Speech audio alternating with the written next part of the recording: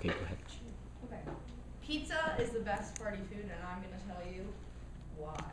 My name is Haley Levatino, and did you know that 70% of Americans say that pizza is their go-to food when friends and family come over? Here might be some of the reasons why people say that. Plates are optional, environmentally conscious, saves your dishwasher recycle, and saves you, the host, the cleanup. There is a pizza type for everyone. Vegan, gluten-free, meat lovers. Even dessert pizzas exist. One for all. Pizza is also everywhere. There is nowhere you can go, especially in New York State, where a pizza place is not in close proximity. For example, near Syracuse University, there are 16 pizza places, and 5 of them are within walking distance. No competition. Burgers, hot dogs, tacos, they just are not as versatile as pizza. There's usually not in close proximity a location that might sell these things. They're just not as popular even from the general public. In conclusion, we have that pizza is plates optional, one type for all types for everyone, always close by, and no competition. No competition. And that is why I encourage all of you to add pizza to your repertoire of go-to foods. Thank you.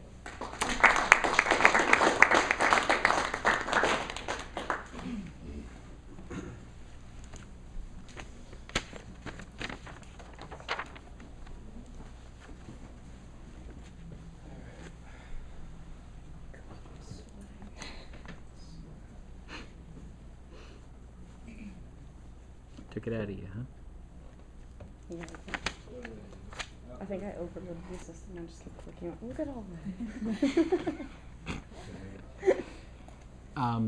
Under my name, Joseph. Sorry.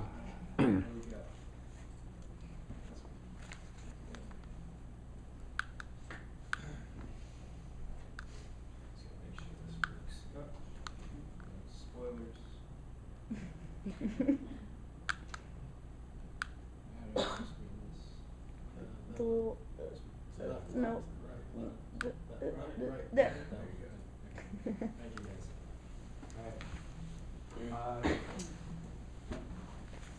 So let's see. People are pretty surprised usually when I say that I want to kind of work in tech, have a tech career, but also have a focus on accessibility. They're like, aren't there like better majors, here that you could do that with? And I say, well, I kind of want to fit like a specific niche, and that's why I want to intern at Microsoft. Microsoft was founded in 1975. Its logo represents one of each of its main products, Windows, Xbox, Bing, and the Office suite. Founded on innovation, and they continue to be a leader in the world of home computing, software, web browsing, and gaming. I'm interested in some of these areas, but particularly in gaming. Microsoft's been a leader in the field of accessibility. They've designed peripherals like this Xbox One adaptive controller, and they've dedicated the time and effort to making sure that everyone can play. An internship here would mean that I would be able to help those with disabilities play games with everyone else and introduce them to whole new worlds that I consider to have been essential to my group. No other console company has made a native controller for their console that's particularly for people with disabilities like Microsoft. And that's why I think I would really enjoy an internship there. We have a space where I can combine a passion with my expertise and my nature. So I guess one takeaway I want to give you all is find something that you're passionate about and then see what you have to offer to go about accomplishing that goal. Thank you. I'm sorry I pronounced Microsoft like that. I don't really know why I was saying like Microsoft.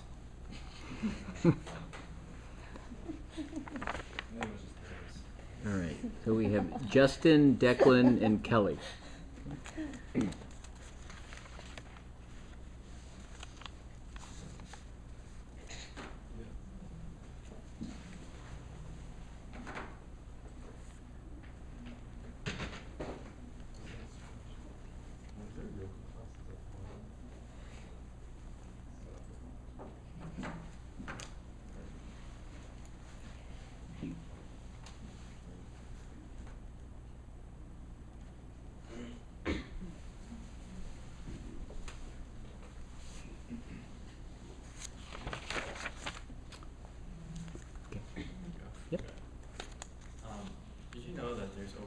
million acres of some of the most beautiful land in the world.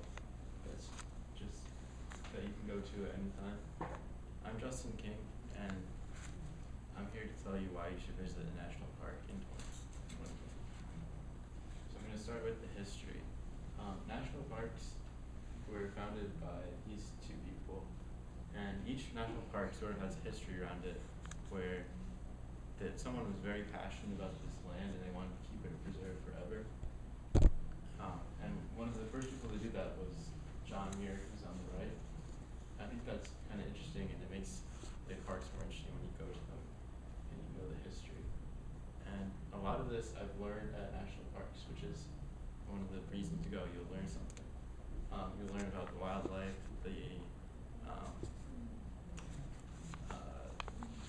a lot of them are on native land, so you learn about the native people and countless other things. It'll be a lot of fun, and it'll be an adventure. There's a lot to do at national parks, like boating, hiking, and all sorts of outdoor activities. And one of the best parts is you get to just see how beautiful it is. The national parks were created to save some of the most beautiful places in America. And so they are the most beautiful places. These are some of the parks I visited. And so why not go to a national park? A lot of people think it'll be too expensive and it's going to take so much time and it'll be so far away. But the average cost is only $30, and there's 58 parks in 27 states, so that would be a park near you. I think the closest park is 5 hours. And the best reason is to create lasting memories. So why not visit a national park if you can do all this?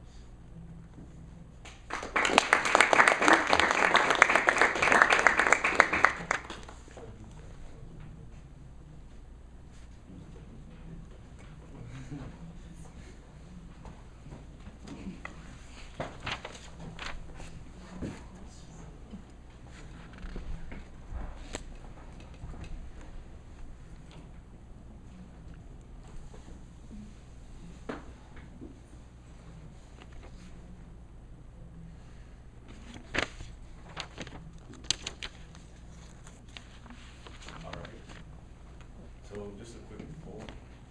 How many of you feel like you're not as active as you once were in high school?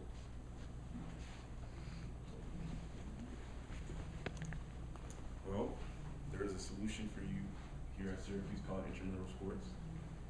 There are 8 fall sports and 10 sports this spring semester, including flag football, outdoor soccer, and ultimate frisbee in the fall, and indoor soccer, basketball, and ice hockey in this semester.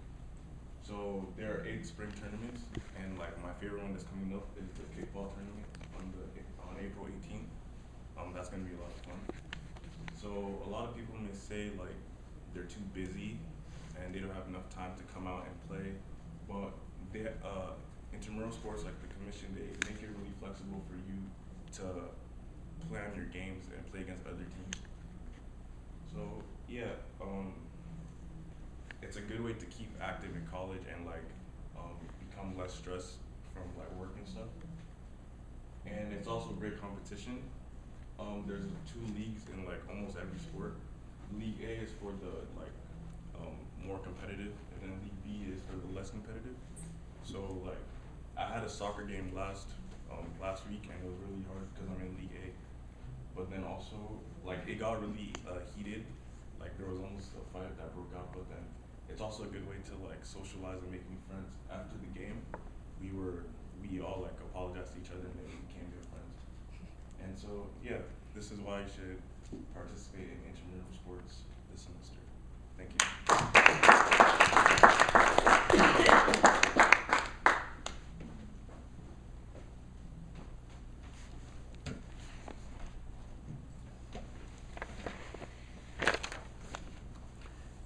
Okay, Kelly L. Daniel.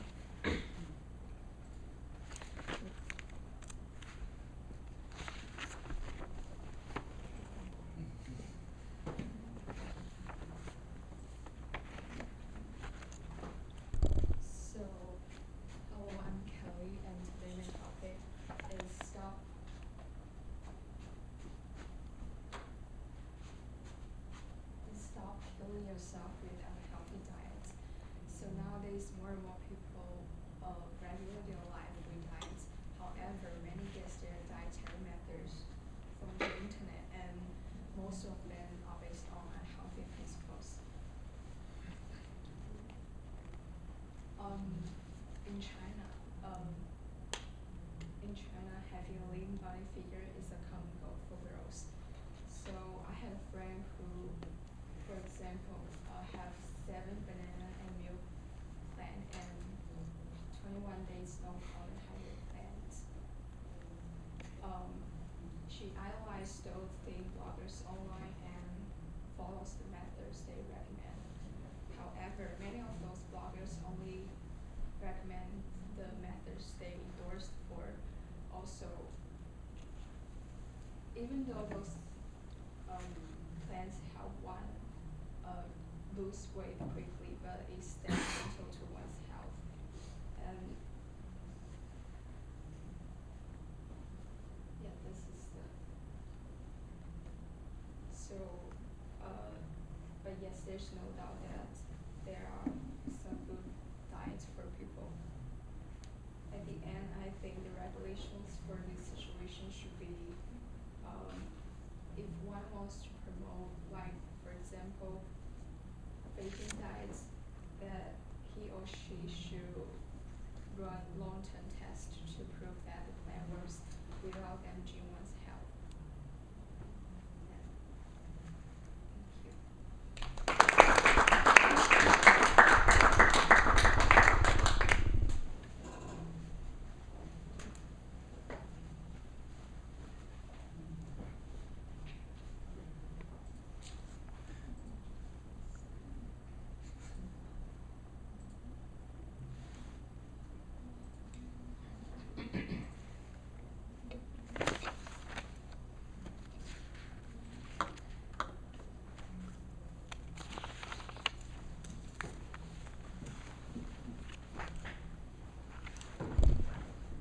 Hi everyone, my name is Elle Hathaway. Today I'll be presenting my persuasive presentation on a company I would like to work for in the future, Bumble.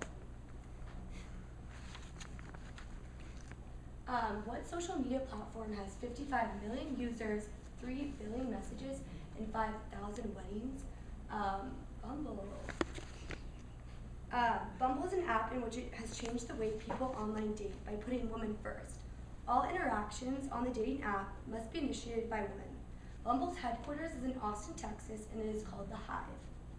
This vibrant honeycomb yellow space inspires positivity and confidence with a playful vibe. Conference rooms, entryways, and bathroom mirrors have inspirational quotes and on-brand phrases like brains are the new beauty and be positive. Bumble is all about female empowerment, with 85% of workers being female and flexible work hours for the ability for women to bring their children to work if needed. Bumble also has holistic wellness benefits with reimbursements in gym memberships, therapy, and even acupuncture, which is pretty cool. Some of their core values that stood out to me was kindness, growth, respect, courage, inclusion, and equality. So in the right left-hand corner is actually their logo, and it actually represents a beehive. And Bumble's name came about because it represents like the bee society, because there's always like a queen bee and in charge of the hive or whatever. So in the future, I hope to work for Bumble and for this dynamic company, and I hope you enjoyed this presentation.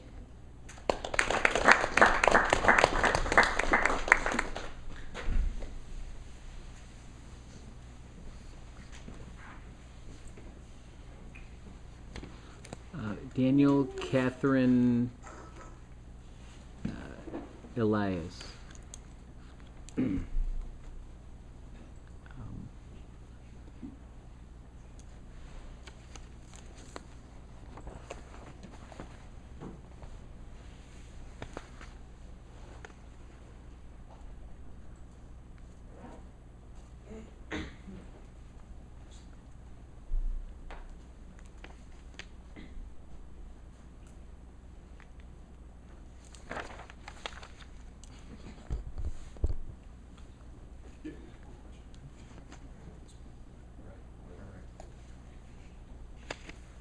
Hello guys, good afternoon.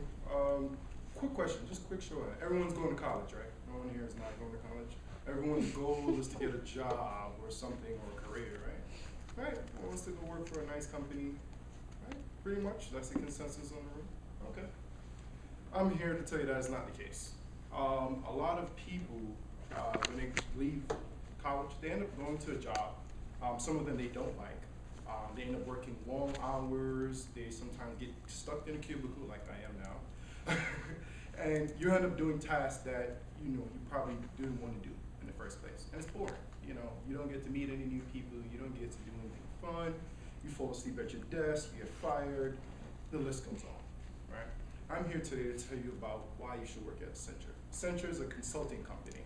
It's a great consulting company. It's a multinational company with offices all over the world that specialize in numerous different types of consulting, from finance to IT to security. Right? They have a fun, flexible environment. They have team members. So once you join the team, you are on that team for a short period of time. Every 12 to 3 months, you end up switching teams and working on a different project with a different vendor in a different city. So you get to travel, you get to learn new people, meet new people, learn new skills. Don't settle for your boring 9 to 5. Don't stay in your cubicle and wish you were there or look online or see. Make the right choice. It's not complicated. Apply to Accenture today. We're waiting for you. Thank you.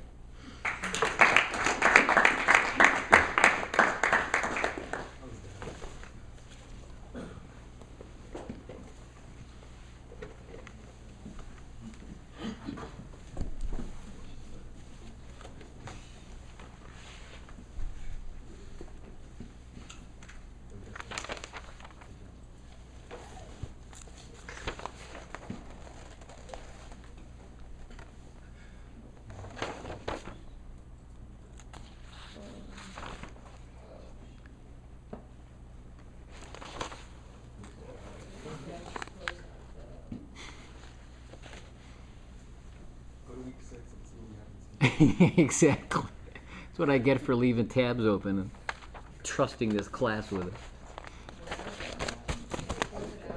Yeah, you closed it. Yeah. She X'd out by accident. Why don't you open another tab and just go to Blackboard? Okay.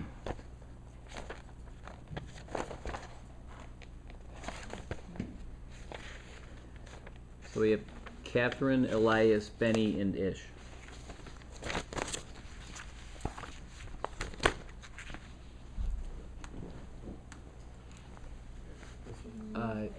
Yeah, thank you. Oh. Wrong class. Go back. No, it was wrong I- class. Choose another class. Who? Did, I am. Oh, I'm still logged in. So, is it? No. Is this? If this is me, we're the second link down, right above your, right there. Oh, it already had me. Okay. Yep. Second one down. Yep. There you go. And then hit the. There you go. You got it.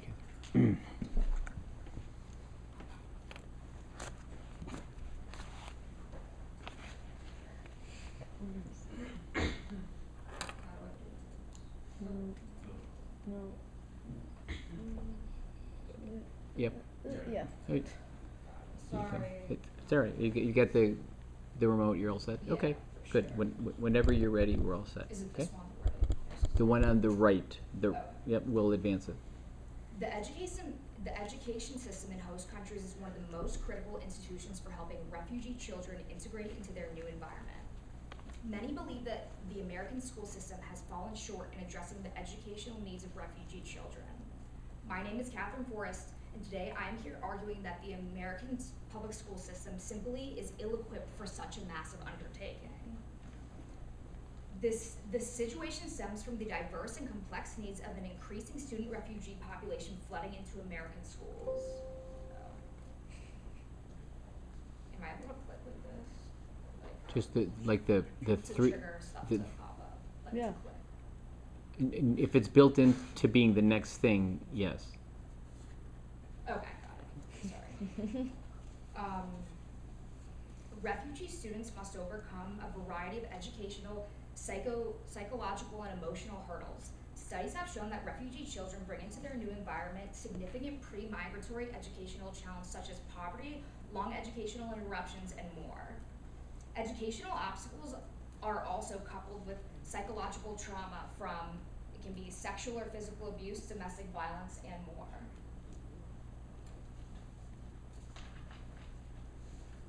Given the range of issues refugee students bring with them into the classroom, schools are expected to invest in innovative approaches to education, targeted support for individual students, and more. A school might be able to effectively address the needs of few students, but when there's a large number of refugees that are resettled in a single community, the ability to meet demand may prove insurmountable.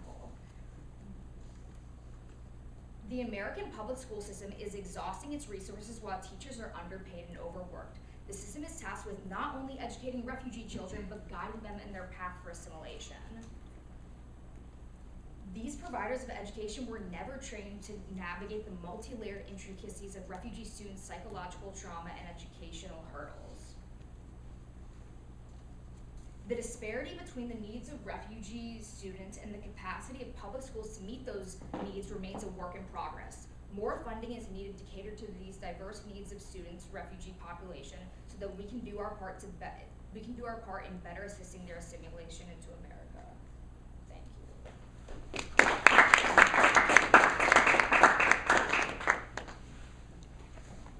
Okay, Elias.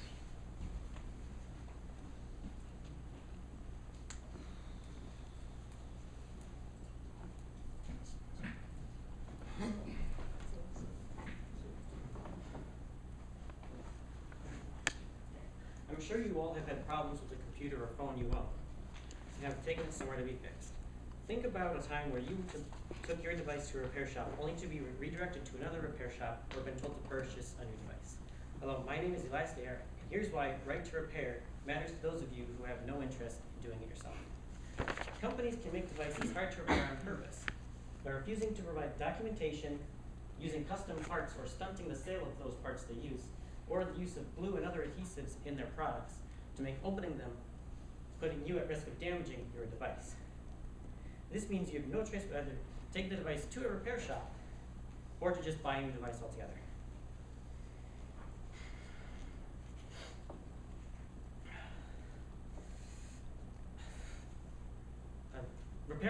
Getting your device repaired would seem like the cheapest, easiest, and most affordable way to get your device back up and running. The problem here is that these same three things also apply to third-party, unlicensed repair shops, which make up a majority of repair shops you run into. What some companies, not to point any fingers, have done in the past and continue to do today to make the most money is to make their devices repairable only via select services in which they profit. They can make repairs available through first-party repair services or licensed third-party repair shops only, and make these repairs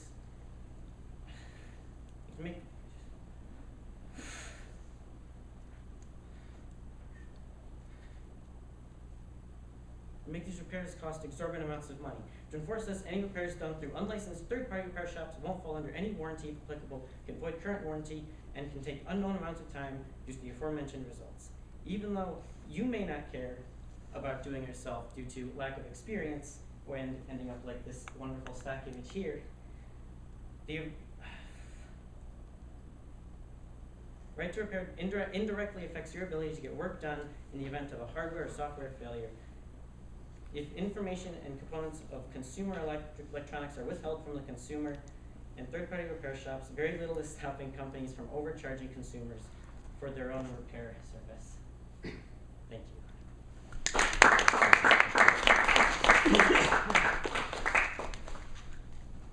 you. Good job, Elias, getting through.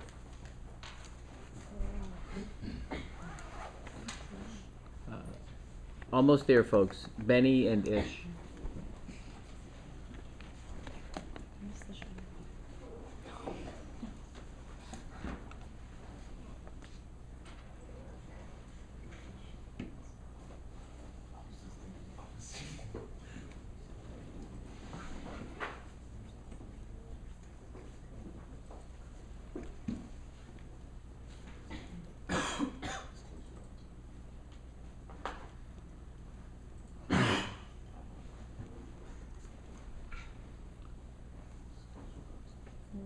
Yeah.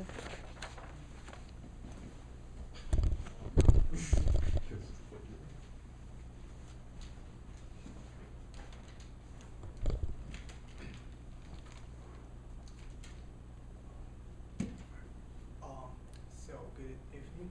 When I first got to the school in the United States, I was pretty surprised that the school used the online system for teaching, because in my own culture, we often use the paper printed textbook instead of the electronic devices. So after I spent a few years in the United States, I learned some benefits of using the online system. So I'm Ben Tai. Today I'll be talking about why the school should use the online system for teaching. So first of all, the online platform benefits both student and teacher. For example, in Syracuse University, we use Blackboard, which the teachers are able to post the announcement online. So even in case of the snow day, student will still be able to get the instruction and complete the homework. And also the discussion board allow the student and teacher to interact with each other.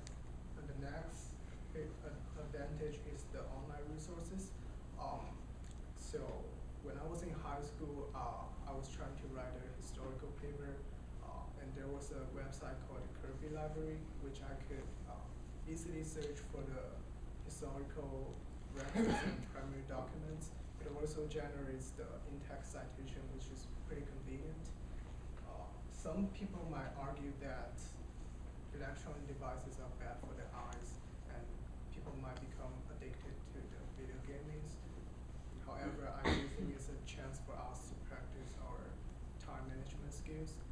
So in conclusion, the convenience of the submitting your homework, the interactive platform, as well as the great amount of online resources are the reason why the school should use the online system for teaching. Thank you.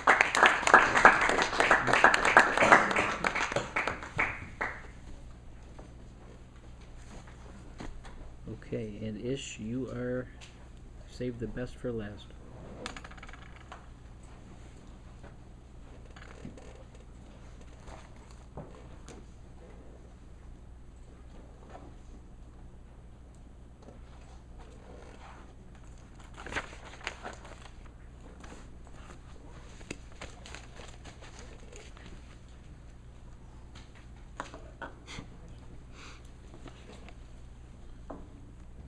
So, 10 years ago, if I were to ask you what your favorite movie was, chances are you probably wouldn't have said a movie related to any graphic novel.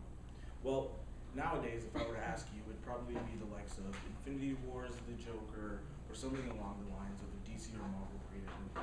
However, someone who is a leader within another subgroup that pertains to DC is Dr. Manhattan, who's a part of Watchmen, and he doesn't get the recognition he deserves, even though he's the strongest person across both universes. Hello everyone, my name is Ishmael Anidane, and today I'll be telling you why Dr. Manhattan is the strongest person amongst all comic book heroes. So who is Dr. Manhattan, or in other words, Jonathan Ostrom, who was born in 1929. His father was a person who created watch, or otherwise known as a watchmaker, and due to World War II and the bombing of Hiroshima, his father convinced him to become to study physics and be a physicist amongst a lab that was working with the U.S. government. Within these labs, he ran a number of intrinsic fields that pertain to quantum and matter physics, where he accidentally left his lab coat within one of the chambers and was subsequently proceeded to be within one of the experiments. And that's how he later on lost all his human ability, where he was shredded to pieces and turned completely blue of kinetic energy, and it is now known as Dr. Manhattan. So, amongst the 25 abilities and powers that he has, I think the three that are the most powerful is his ability to change reality and manage it in the way he perceives it. So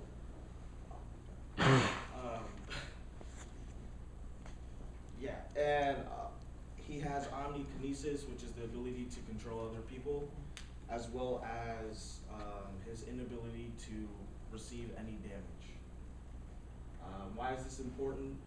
Now that Hollywood, as well as many people within America, have taken a liking to many graphic novels, Dr. Manhattan will be a key person within Phase 5 of the DC universe, where they have already started to create shows around him, including The Watchmen, which is available on Amazon Prime and is focused around a reality within the current society. And they plan on releasing a movie about him to show his strength and ability. Thank you all. Have a great night. Okay, I know we're running late. We got to go. Thank you, Ish, very